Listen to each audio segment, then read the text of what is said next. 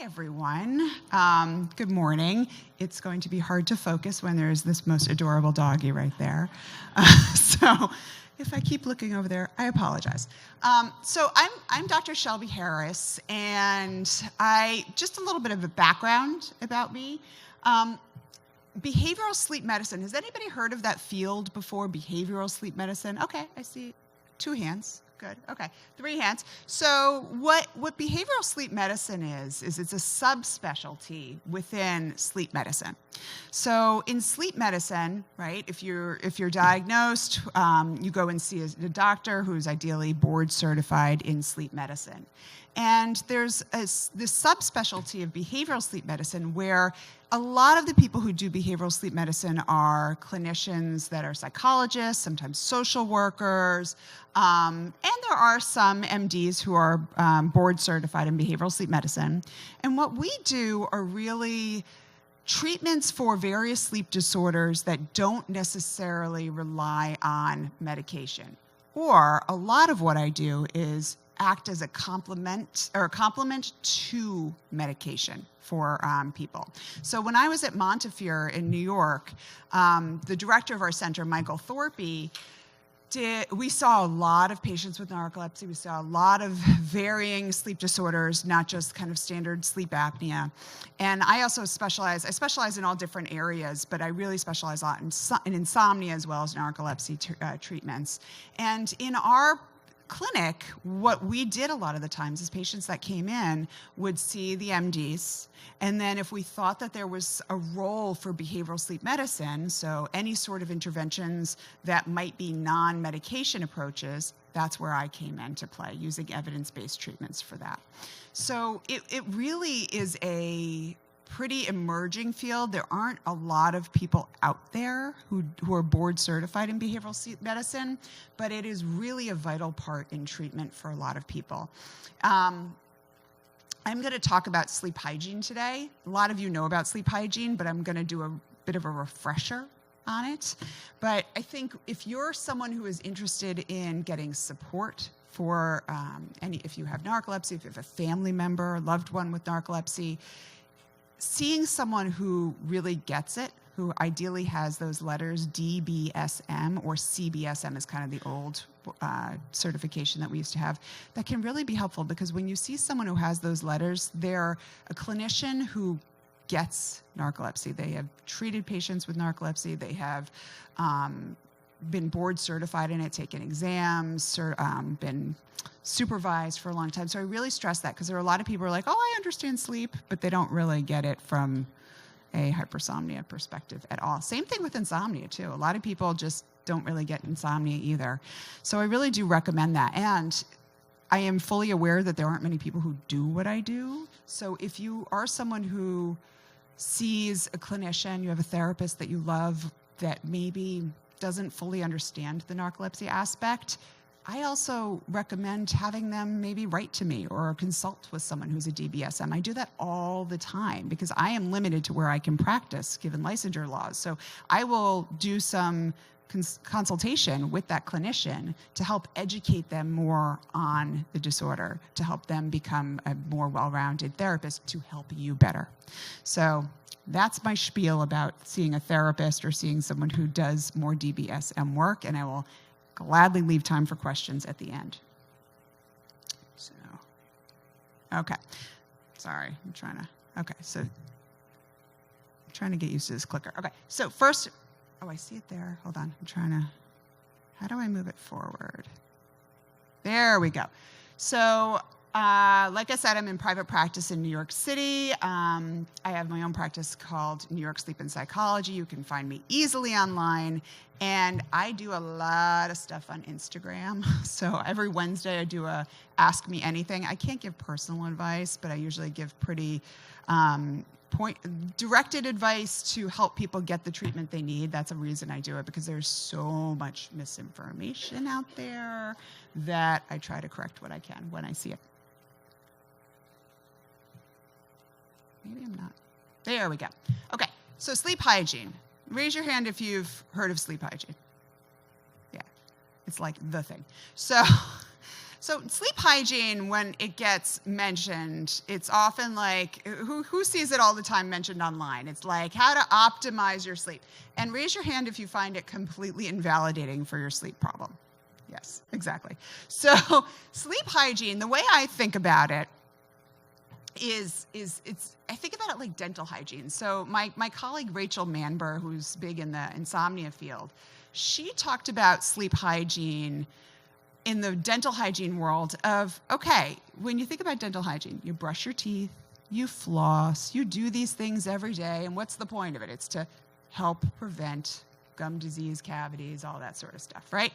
But I'm sure there's someone out there who might floss and have good dental hygiene, and you still might get a cavity, right? It's not a guarantee, but it helps. So you have to think of sleep hygiene like that. It's stuff that you want to do routinely that just are good sleep practices. But here's the thing. If you brush and floss routinely and then you get a cavity, is brushing and flossing going to fix the cavity? Does the dentist just tell you, forget it, just keep brushing? No, right? They're going to say, okay, you need to do X, Y, Z. I am not a dentist. I don't know all the different cavity treatments besides fillings. So what they're going to do is say, okay, we need to now up the ante when it comes to treatment. But you're not going to stop brushing and flossing if you get a cavity. You're not going to be like, oh, I don't need to anymore. You're going to keep doing that. But then you have to add on extra treatments, okay? So that's how you have to think of sleep hygiene for yourself. So every time someone online is like, oh, just limit screens before bed and that'll solve all of your sleep problems, right? We're going to talk about screens in a minute too. Just think about it as, okay, these are things that are good sleep practices that I should be doing as a baseline, but it's not really something that is going to solve my narcolepsy. It's just going to be a little bit of a help. And the way I always think about it is it helps all the other treatments work even better, right? So if you think about it for like insomnia, right? If sleep hygiene, believe it or not, is actually not the treatment for insomnia. Sleep hygiene is just like good for people who just want to be good sleepers in general. But if you have a sleep disorder, do it, but it's not going to fix your sleep disorder. Same thing for insomnia. But if you're drinking a 2-liter bottle of soda right before bed that has tons of caffeine, good luck to have anything else work. So that's kind of how you have to think about sleep hygiene, okay? So I could talk about sleep hygiene in the media all the time. It drives me mad. Okay, so the first thing I do think is really important when it comes to anyone is consistency.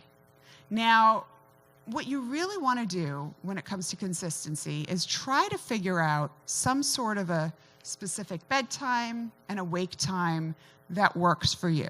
Now, these things can also backfire because I see some people who get so rigid with their sleep hygiene and consistency that it's like, I have to go to bed at this time. There's one famous sleep clinic or sleep doctor who I will not mention, who used to like leave meetings and dinners early because he was like, I have to go to bed at this exact time. So, and I respect that, but I don't want you to become so rigid with it. It's not worth it. But when we say consistency, we're talking within an hour.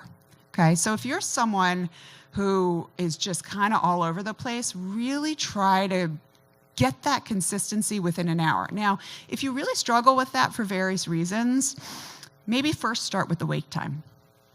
The wake time is the thing that tends to be the most set in our society.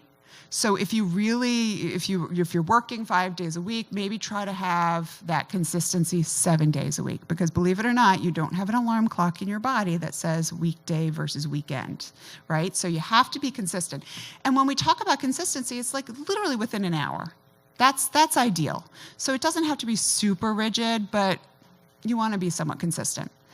And then work on problem solving. So are there things that you're doing that are cutting into your ability to be consistent with it? So one thing that I see a lot of times with anybody I work with, whether sleep disorder, regardless of the sleep disorder, is love them, but kids can be an issue, right? So if your child is creating some sort of they have their own sleep issues, that it's getting in the way of your own sleep issues, then you might want to really seek treatment to help with your child's sleep first, okay? Because then it makes things kind of fall in line a little bit easier.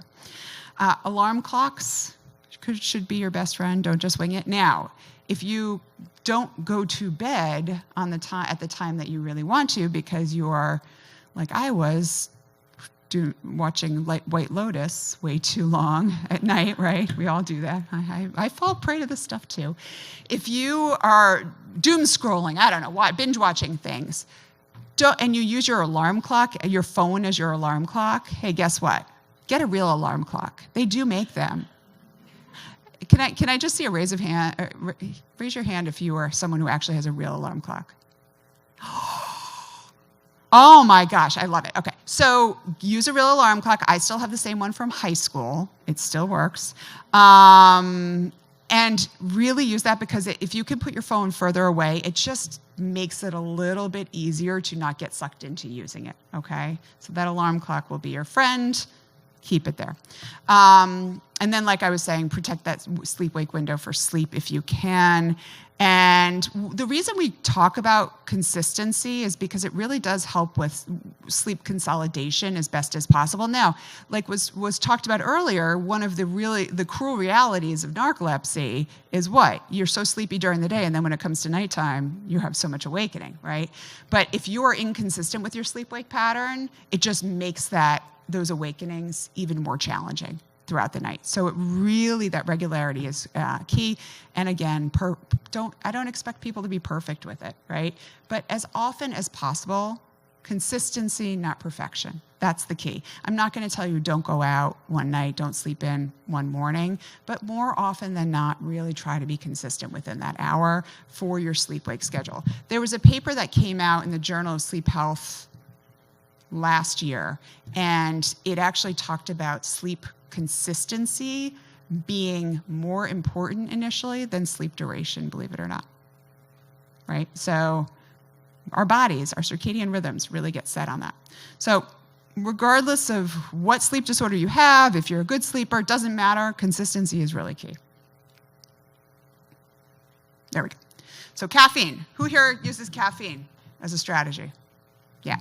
So caffeine is one of those things where there's individual variation for how it does impact people from one person to another. So some people, caffeine is fine, doesn't really impact them at all. Other people, it really does make a difference. And caffeine for some people too can make you stay up later, but what it can also do, believe it or not, is it can cause broken sleep at night for some people, more shallow sleep. So if you're someone who is relying fully on caffeine as a stimulant, which is great when it comes to narcolepsy, and I work with patients on caffeinating strategies all the time, you do have to be careful with how close to bed you're using it because you do not want to worsen that ability to fall asleep or the quality of sleep throughout the night. Make sense? So the half-life is essentially how long it takes for the substance to start leaving your body, for half of it to leave your body. Half-life for caffeine is generally around 4 to 5 hours. But all that being said, older adults, we find it actually takes longer, unfortunately, to leave your body. And there are some people that it's metabolized faster, other people it's metabolized slower. It really does vary, and it's not easy to just do a blood test on someone in office to say, oh, you're a fast metabolizer. So really try to limit it to about 3 cups per day if you can. And I'm going to show you a diary too that I use a lot with patients, so you can kind of do a little bit of experimenting on yourself, because anytime that we say do this, do this, do this, we know that there's nuance from patient to patient. So it's really about, I am a behaviorist at heart, so it's really about experimenting with yourself and seeing what works for you more often than not. But for the vast majority of people, about 3 cups can be useful, but really try to limit it later in the afternoon. Let's say you're someone who goes to bed at about midnight, then you want to try and limit it by about 4 or 5 o'clock, okay? But then it can be a little bit of trial and error as well for that. Okay, alcohol. So like I said, perfection is not the goal. I'm not going to tell you to once in a while not go out and have a glass of wine if you want to. Like I do that, sometimes too close to bed. But alcohol can be very sedating. And it can be very relaxing. And a lot of people are using alcohol in today's world because there is a lot of stress out there, and they're using it as a way to relax. So you need to be very mindful of why you're using alcohol and how often you're using it. And one other thing that it can do is it can not just cause you to get sleepy at the beginning of the night, but the reason it's actually, for people with insomnia, it's a terrible sleep aid, is because it worsens the quality of the sleep that you're getting. So in patients in general, but patients with narcolepsy, we are trying as best as possible to consolidate whatever sleep we can, which is why we have some of the treatments that we have. So let's say the oxybates, right? We're trying to consolidate sleep to help with that quality, to help you with how you're feeling during the day. So if you're drinking alcohol within 3 hours of bed at night, you're going to likely cause more shallow sleep, more broken sleep, and then it can have an even greater impact on how you feel during the day. So people do metabolize alcohol a bit differently, but you really do want to be aware of how it impacts you and try as often as you can to limit it within 3 hours of bed. Come on. There we go. So what we were talking about earlier, the ketogenic diet, right, the Atkins diet, that's a huge, huge benefit for some people who do have narcolepsy, excessive sleepiness. You want to really try, though, to limit your heavy meals within 3 hours of bed. So it's really helpful. Meals can make you sleepy, but what they can also do is cause heartburn. You're waking your body up more. And if you're having a heavier meal, you could actually make yourself, like the way I think about it is, what are the things that are going to help to just improve whatever quality of sleep you're getting at night, and eating before bed definitely impacts it. Now, it doesn't mean you don't have to eat anything. So there are people who do intermittent fasting, and that's great, but if I did that, I actually will wake up super, super hungry in the middle of the night. I can't do it. So what we often recommend is have a heavy meal or whatever dinner you're having more than 3 hours before bed, but a light snack is actually totally fine. So a light snack that consists of usually a mix of carb and protein is ideal. So 1 hour before bed, I often will have, my favorite thing is to have Greek non-fat yogurt, and I put a little bit of granola in it. So that's what I do a lot of times. Some people will have a protein shake. You can, if you're someone who finds that carbs make you a bit sleepy, go ahead, have some carbs with it. Be aware of the liquids. If you're, like some people are like, I have cereal with milk. Well, how much milk are you having with it? Is that going to have to make you have to get up to pee more in the middle of the night? And then also think about the middle of the night if you're eating in the middle of the night. A lot of people do that. Try not to do that, because that can just worsen the quality of the sleep that you're getting. Your digestive system is literally supposed to be slowing down at night. So just be aware of that. Sorry, I keep forgetting. Oh, there we go. So screens. Who here has been told to limit screens an hour before bed? Who has read this? Yeah, most of you. Okay. And who here actually does it? Confession time. Oh, okay, I've got a small amount. So this is actually a pretty big area of debate in the field, believe it or not. It's just, there was the original study that came out on screen use and delaying sleep time at Harvard about 15 or so years ago. Guess how long it actually delayed sleep for? Someone want to take a guess? What? It was 11 minutes. You would think that it's like wrecking sleep for 5 hours for every single person if you use it, right? 11 minutes. Now, there is some more research. There was just another study that came out and suggested that it can delay it, but there's just as many studies that show that it actually doesn't have that impact. So people have gone over the top with the screen stuff, in my opinion. I always take people when they're like during the day with like the red tinted glasses on. I always take that with a grain of salt. So like really, it's the bigger thing in my opinion is it's not really the screen itself. I mean, I work with a lot of patients with insomnia. They're so obsessive about putting the screens away. Fine, if you want to do that, more power to you. But it's not about the blue light as much. And like I said, it's still being debated. What do you think is the bigger issue? The bigger issue is what you're watching. What are you getting sucked into? Are you binge watching shows? And then also like, Are you looking at the news? Are you checking your texts? Are you looking at, like, that's the bigger stuff, in my opinion, that really is getting most of us in trouble, that then gets in the way of the consistency for sleep at night, right? So if you're someone who, I see this a lot in younger populations now, they're like, I need to watch Friends or The Office to be able to relax, to go to sleep at night. You know what? If you can watch one episode of The Office and go to sleep, fine. I really don't make a big deal out of it. If it's something that in today's world quiets your brain down and you can go to sleep, okay. Like I said, the jury is still out. When I see more data on blue light being a really big issue, we'll have a talk. But if you're someone who, like I did 2 weeks ago and just got sucked into White Lotus and just let it autoplay, then maybe you have to have a talk with yourself about, okay, I need to set some limits, which I did.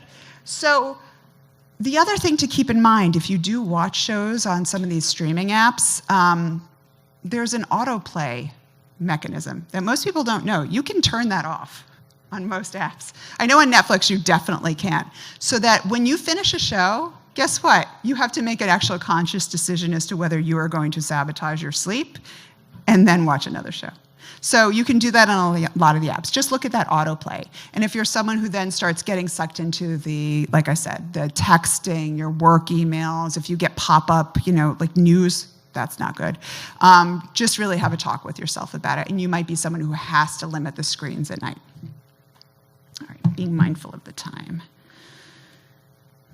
Sleep environment. Okay, so we all know this, but sleep, I always say make your bedroom like a pretty cave as best you can. So quiet, dark, cool, comfortable. So the quiet part, really it does make a big difference. If you don't have a totally quiet environment, there are so many earplugs on the, like for example, a snoring significant other next to you that should be evaluated for their snoring a lot of the times. But there are earplugs that you can do. People ask me all the time for ideal earplugs. I don't really have one that I recommend over another. The ones that are just kind of like foam that pop out of your ears, those aren't great. But they make a lot of them at various price points online. I sometimes will use a white noise machine to go to sleep. Just keep in mind that the things that you're using for your sleep environment become things that you often will then become attached to. Okay? So does anybody here use a weighted blanket? I don't mean to be calling people out left and right, but yeah, so weighted blankets are great, but what I hear all the time is, I get so used to my weighted blanket that now I have to travel with my weighted blanket, so good luck traveling with a 15-pound weighted blanket. So just be mindful if you're going to start using some of these things. So quiet, we have the earplugs. Dark is very helpful for many people. If you have any sort of history of trauma, fear, that's a whole other story. I work with people on that a lot of times as well. But dark, I cannot personally sleep with an eye mask on, but a lot of people love eye masks. Just try to make it as dark as you can. Cool. So cool is an interesting one. So a lot of you might see online, like, keep your bedroom at 67 degrees. 67 degrees is great, but it's not for everyone. So it's really anywhere in the 60s up to max 72. Another factor people don't think about is humidity levels. So a 67 in a very humid environment is going to feel very different from 67 in a very dry climate. So it's really up to you and how you feel. And the thing that I hear all the time is like the debates between people in the house and the significant others of the thermostat. So there are things that you can do also with your bed and your bedding. So there's that, has anybody heard of the Scandinavian method? Right, so yeah, so there you go. So some of these things are all over the internet too, but they've been around for a while. So first of all, you can get 2 mattresses if you both have 2 different preferences. You can get twin extra longs, put them together, there's a king size bed for you. Easy. And then what you can do is get 2 different comforters. Right? 2 different levels of comforters. So there are ways, it doesn't look as pretty, you can get a big coverlet and put it over it and then you're fine. But there are things that you can do for your own internal thermostat, and then working your way up the ladder, then they have all these really fancy tech now, like 8 Sleep and Ooler and Sleep, BedJet. There's all these different things that you can get for your mattress that can literally, they're like little thin tubes of water that you never would know are thin tubes of water. But then there's a kind of a box under the bed, and you set it with your phone, and you can set the temperature. So it will kind of work with your body, because what you want is your temperature to start decreasing throughout the night, getting cooler, and then about 2 hours before you wake up, it starts to warm up. So you can set your side of the bed to one temperature, the other side of the bed to another temperature. For some people who have a lot of hot flashes at night, who wake up really warm, and then they have a significant other who's always cold, it is a game changer. I do not work for any of these companies. I've had a few patients in Manhattan who've said that they actually have lower electricity bills. They're not using their air conditioning as much because of these products. I don't know any data behind it, but they're expensive, so that's just something to keep in mind. But they really can be a game changer. And then comfortable. Just have like a moment for yourself to think, like, how old is my mattress? Right? A lot of us have very old mattresses, and you want to think about how old it is and really reinvesting in it. So the average lifespan of a mattress is 7 to 10 years. There are newer ones that can last longer, but I can't tell you how often I talk to people who have 20-plus-year-old mattresses. And also think about your pillow, right? How old's your pillow? Some of us have that beloved pillow that we've had for 30 years and never want to get rid of. So that could also be a big problem. It can be causing dust mites, allergies, lots of things to think about in your sleep environment. Oops. Exercise. Just be thoughtful about the timing of your exercise. Use it thoughtfully, combined with light exposure. So I love this time of year because you can get outside, go for a walk. It doesn't have to be anything too vigorous.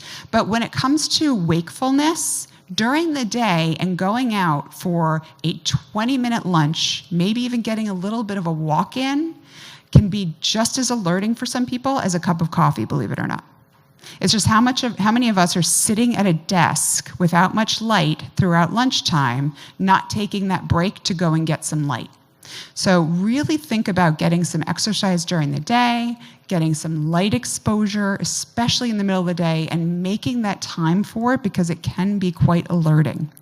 And then one thing to think about is when you want to limit your exercise. So about 3 hours before bed, you want to limit vigorous exercise. It doesn't mean you can't go out for a walk or do other things. You just want to try not getting your heart rate up too much, because that raises your body temperature. And what did I say? You want to have your body temperature cool throughout the night to help you actually sleep a bit better. Naps. So naps, there's a lot of, I put some trial and error, there's a lot of trial and error. So people with narcolepsy tend to find naps refreshing. Those with more idiopathic hypersomnia issues don't really find them that refreshing. But like was spoken about earlier, about 20 minutes is the more typical nap, but some people actually do find that they sleep better or they feel better with a full 90 minutes. That's a full sleep cycle. So that 20 minutes, what that does is it helps you to get a little bit of sleep that it's refreshing, but you're not getting into any sort of a deeper stage of sleep that you wake up kind of groggy, because a lot of people will take an hour-long nap and then wake up and be just kind of more groggy. But if you go a full 90 minutes, you might then start to finish a whole sleep cycle that you're coming out of it, that it might feel better. But this is where that trial and error comes into play, because sometimes people will take naps that are 90 minutes, they feel great, but then that actually worsens their nighttime sleep, cause more trouble falling asleep and more broken sleep at night. Has anybody ever heard of the Pomodoro technique? Good. So this is an old method that's been around for a while. And this I'm taking from, has anybody heard of CBT for hypersomnia? Okay, so this CBT for hypersomnia is a package of treatment where we talk about sleep hygiene, sleep schedules, advocacy with your employers. It's a set number of sessions. My colleague Jason Ong came up with it. It's essentially things that we've been doing kind of just here and there in the sleep field that I do all the time with patients, but just packages it more. And what he added was this Pomodoro technique, which I think is great. So it's a time management method, and it's based on 25 minutes of focused work, because a lot of times we try to do more and then we have trouble with our focus even more after that. And then it's broken by a 5-minute break. That's one Pomodoro. And then after you do 4 of those 25-minute breaks, or 4 of those 25-minute stretches of work, then you get a longer break. So what does that break mean? Is it just going out for a walk? Is it taking a nap? There are different ways that you can try it, and then you can kind of see, if I break up my day a bit more, is that something that's going to help at night with my sleep at all? Is it going to help limit some of that broken sleep at night? Am I going to have, or if it doesn't, am I going to feel a little bit more refreshed during the day, not going by doing some of these Pomodoros? And then, like we talk about a lot in CBTH for hypersomnia, we talk about discussing with your employers, advocacy, and things like that. So here's an example. Has anybody ever done a sleep diary? Yeah, so this is an example of a kind of daytime and nighttime diary that Jason Ong has in that manual. I have one on my website that mostly focuses on sleep at night, but I really like this because it kind of makes you think a little bit about Pomodoros in a way. So you're really thinking about the time that you got up, any morning activities, nap time, sleep times, medications, and then afternoon activities, nap, evening, and you're just breaking up the day to see if there are little changes that you can make in little sections with naps, timing of nap, and seeing if that helps with your nighttime sleep or how you're feeling during the day with your wakefulness. And I really recommend you do this. Now, the trackers, as we talked about before, I think there's a lot of potential for using the trackers. There's definitely a lot of potential. But if you're someone who is only using your tracker and you're getting hyper-focused on it, which I see a lot, then you might want to consider starting with a diary like this, or just not really looking at your tracker data routinely until you're about to go see your doctor, if you think that there's something going on with that. Because there is this kind of way that the trackers can go, is it can actually cause people to become too focused on them for some people, that then it actually can worsen their sleep. So I have to get better sleep. Why am I not getting better sleep? And then it just worsens it. So if you really want to, do a bit of a diary here, see if any of these changes help. Still use the tracker data, but bring it to your doctor to show them how it's going. And then mindfulness. So has anybody here done mindfulness? Not many, yeah. So when it comes to sleep at night, if you're really trying to just practice proper sleep hygiene, even if you have a lot of stress going on and there's just things that are getting in the way of you being able to even fall asleep just because your brain won't turn off, or you're someone who's sleeping well but has very broken sleep, or you just have a lot of stress during the day, I think mindfulness practice is a good thing for most of us to be doing. And the way most of us think about mindfulness is we think about it as this long thing that needs to be done. A lot of people think of like TM, 20 minutes every day, twice a day. And that's not how we think about it in sleep medicine, or at least behavioral sleep medicine. So the way I like to think about it is to just spend 5 minutes a day. You can use the apps, that's fine. And I'm talking about day, not night. So 5 minutes during the day, you want to sit and you want to just be aware of your thoughts. You can use the apps because the apps give you something artificial to focus on. My mindfulness literally is looking out the window every morning and observing and describing what I see on the trees. That's it. And then when my mind wanders, I say to myself, oh, okay, no, back on track. No, back on track. And that's all mindfulness is. People make it out to be way more complicated. And you have to think about it like a mental muscle in your brain. So you're strengthening it. So every time your mind wanders, which is what is supposed to happen, and you bring it back, that's like doing one strength rep for your brain. So it's really, the work is not focusing the whole time. The work is on when your mind wanders, bringing it back, okay? So the whole reason we do it during the day is that when it comes time to go to bed at night, if you just notice that you're anxious, you're worried about things, guess what? The stakes are higher at night, so if you try to do a mindfulness exercise at night, it's harder. But if you've been practicing during the day, you are now stronger to be able to let go of that busy thought, that busy brain, to bring things back, okay? All right. I am trying to be very mindful of the time. I'm not going to talk about worry time so much. Or actually, no, I am going to talk about worry time. So worry time, is a really, really important strategy that I think more and more people need to be practicing, because worry is another thing that can impact, even if you already have broken sleep, you're sleepy during the day, like we still have worries. Most of us have a lot of worries right now. That's stuff that can even worsen sleep quality that you're getting to begin with. So has anybody here heard of worry time? The name of it is so simplistic to me, but it's a treatment that's been around by Dr. Borkovic since the 70s, I want to say. And essentially, if you're someone who tends to worry a lot and you find that that's also impacting your sleep, making you have more broken sleep, what you should do is really sit for about 20 minutes. Set a timer for 20 minutes. Don't do it right at bedtime. Do it earlier in the day. And what you're going to do is you're going to take out a piece of paper. There's 2 ways to do it. The first way is to just worry the heck out of everything. So just get it all out of your head. That's the classic way of doing it. Write it all down. And then when the 20 minutes are done, you have a plan for what you're going to do next. So the 20 minutes are done, you take the piece of paper, you crumble it up, and you throw it out. Now the real work is after those 20 minutes and the rest of the 23 hours and 40 minutes of the day, when you start worrying about stuff again, you say to yourself, not now during worry time. So the idea of it is, it's like if I said to you, don't think about it, don't. There is a pink elephant behind you. Don't think about it. It is smoking a cigarette and wearing a tutu. Don't think about it. What do you have? You have the image of the pink elephant in your head. So the more you tell yourself not to think about something, the more your brain's going to say, hey, come on. And so by doing worry time, what you're allowing yourself is you're saying, I'm going to think about you, but I'm not going to think about you 24 hours a day. So if you practice worry time, it's not easy, but it's very effective for a lot of people. So if you spend those 20 minutes worrying the heck out of everything and then say not now during worry time, every other time, which is the hard part, you actually start to notice that you can let go of those worry thoughts in other times a lot easier. Okay? So not now during worry time. Now the one other way that I like to do it, and I've done worry time myself, from time to time. When I do it is I take a piece of paper, hold it vertically, and I make it into 2 columns. So on the left side, I'll write all the different worries or concerns I'm having. And then on the right side, I'll write next step. So it's not a solution necessarily, it's just what's the next step.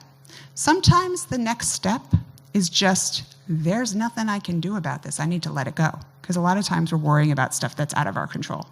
Sometimes the next step is, I'm going to call this person tomorrow to see about a job, or I'm going to look at whatever ads there are in the paper. So it's just one next step, so that then, in those other 23 hours and 40 minutes, you say to yourself, okay, not now during worry time, and you can also say, okay, I've thought about the next step, I need to let this go.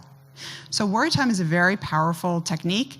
And then I also recommend mindfulness, because these are things that can really help protect that nighttime for you as best as possible to hopefully allow you to go to sleep, get enough sleep on a regular time. And I'm going to add one other one, but that's just stuff that we already talked about. In general, if you have questions about nurturing depleting activities, it's essentially find things that nurture you and try to balance that out with things that do take a lot of your energy. And behavioral activation is make sure you schedule one thing a day that you enjoy, that gives you some pleasure, because believe it or not, that actually can help with energy and help with mood and depression. So behavioral activation is a really big initial treatment when it comes to depression, because a lot of times we're not doing things to reward ourselves. So find one small thing a day that you enjoy, that you get a set of mastery or accomplishment from. So build that in, put that in your sleep diary, your daytime, daily diary, and see if that helps a little bit with your mood and therefore with a little bit of energy throughout the day. So like I was saying, these are things that help bolster medication treatments. For some people, when medication's not an option, we will go and do even more of a deep dive into these things, okay? As well as the mental health part too, which I'm not getting into today, but I am happy to answer questions about any of that stuff. So thank you very much. And here's ways to reach me pretty easily.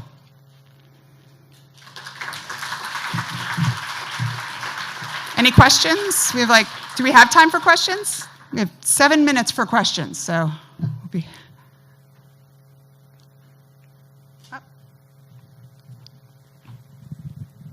Hi, mine is not necessarily a question. It's something I wanted to share because Yeah. you were talking about alarm clocks and coffee. I'm very new to the narcoleptic world. I was diagnosed a year ago, and the mornings are the hardest Yes. for me. So through trial and error, through as much research as I have done, I bought a sunrise alarm clock. It is the best. So if you want to get up in the mornings and not have that blare in your head, Yep. and then grab coffee and then grab medicine, sunrise alarm clock is the way to go. Yeah, and there's a bunch of them on the market now, and they can be used with your phone.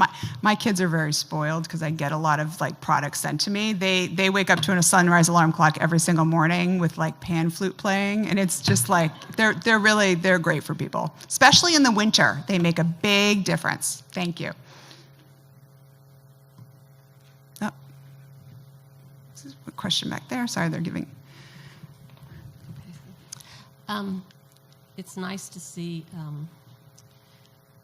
sleep issues being looked at from a more holistic approach.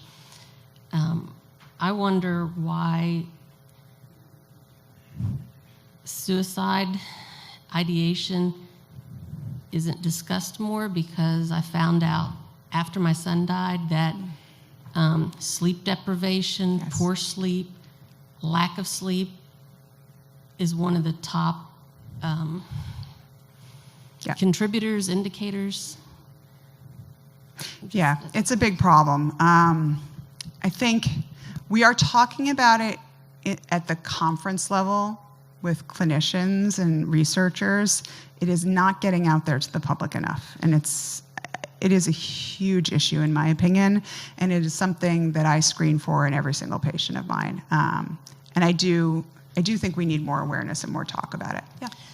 I know people are getting diagnosed a lot sooner than I was back in '83 because of social media, but with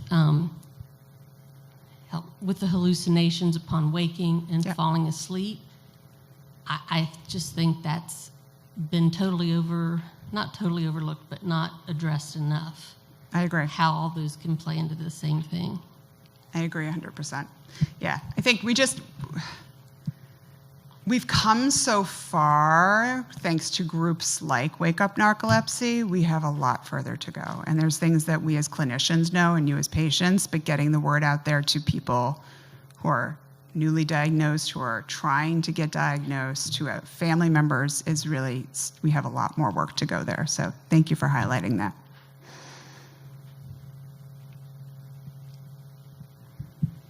Hey, I just wanted to comment. Well, that my voice it carries. I just wanted to comment on the 8 sleep thing you mentioned. Yeah. I got that a couple of years ago, and it was pretty nice. Like, it's a game changer. But I'm not sure if you guys have seen that Black Mirror episode recently about. I don't want to spoil it, but I feel like it's one of those things. It's one of those things that I love it personally, but I can never recommend it to other people, if that makes any sense, because of the cost. Yes. And just how effective it is, for me personally, when I go places and I travel, my sleep is, worse because of it.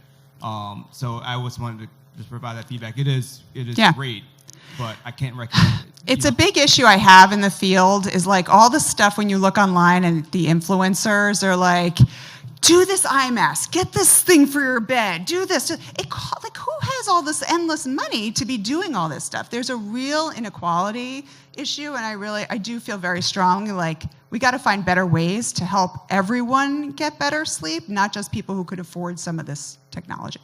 But yes, there is a lot behind it that shows that it can help, so thank you. Any other questions?